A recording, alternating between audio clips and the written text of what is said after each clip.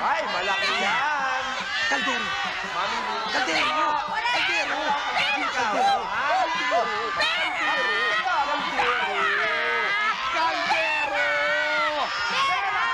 Kaldero! Kaldero!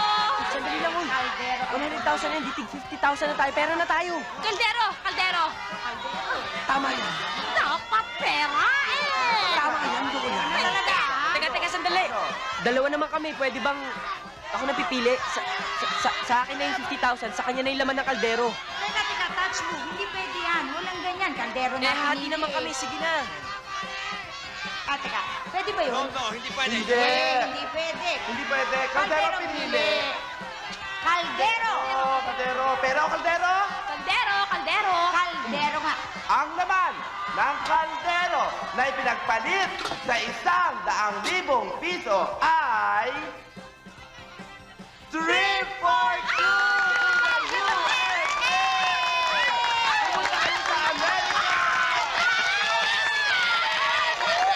Ay, magaling yan! Oo nga! Happy birthday nyo! Congratulations! Bakit pa nagagalit ka sa akin? Dapat nga magpasalamat ka pa, no? Dahil sa akin, nakarating ka ng jackpot round. Correct ka dyan. Wow, nagmamagaling. Eh kung hindi dahil sa akin, unang tanong pa lang, out ka na. Ah? Sa New York ka ba, hindi ka makakarating. Correct ka rin dyan. Teka nga muna, ano ba talaga pinag-ngit-ngit mo? Eh paano kasi? Sigaw ka na sigaw ng kaldero, ni hindi ka muna nagtatanong sa akin.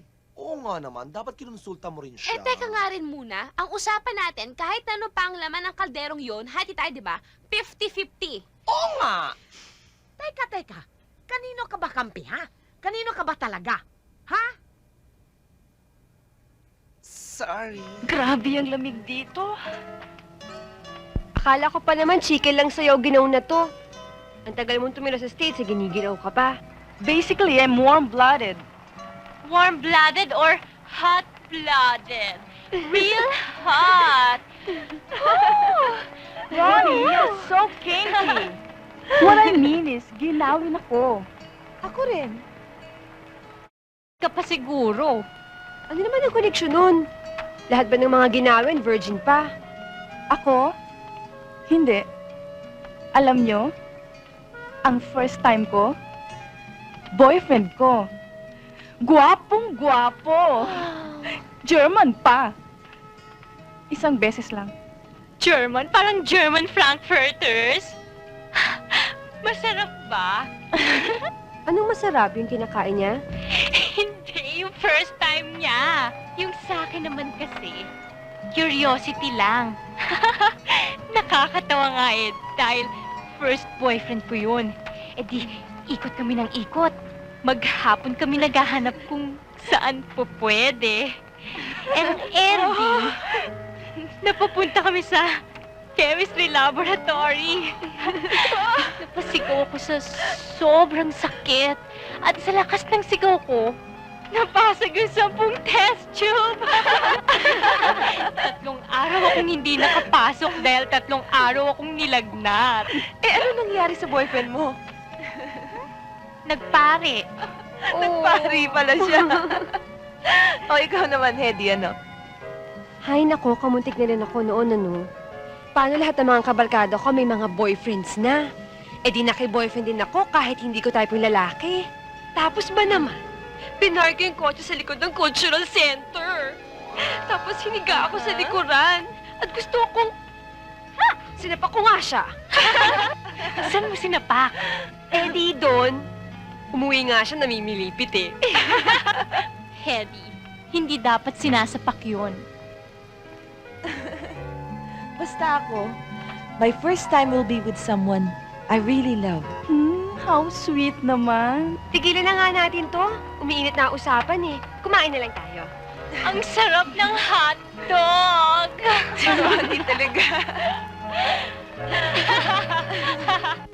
Mahal mo pa rin ba ako kahit ganito ako? I love you. And I'll always love you. Kahit ano pang mangyari. But it's so unfair. It's so unfair. Bakit Sa dinami-dami ng babae sa mundo, ako napili niya parusahan ng ganito. Anong kasalanan ko sa kanya? Tina, you're not the first woman to have this kind of problem. Marami rin iba diyang hindi na pwedeng magkaanak. And for different reasons. Huwag mong isiping galit ang Diyos sa'yo kaya nangyari ito. Oo noon.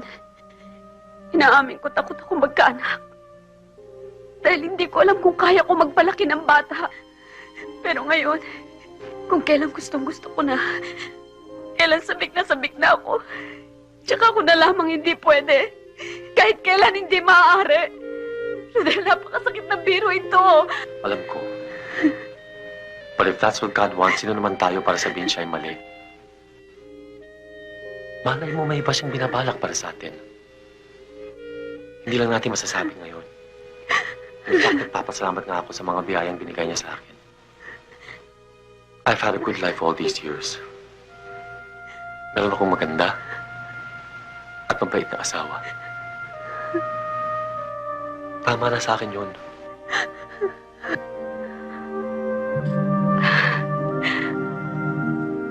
Pero hindi kita mabibigyan ng baby. I feel so useless. Hindi kita mabibigyan ng anak. Wala tayong baby, Rodel. Ikaw ang baby ko, sweetheart. I'll take care of you. I'll pamper you. I'll spoil you like a baby. Would you like that? Rodel.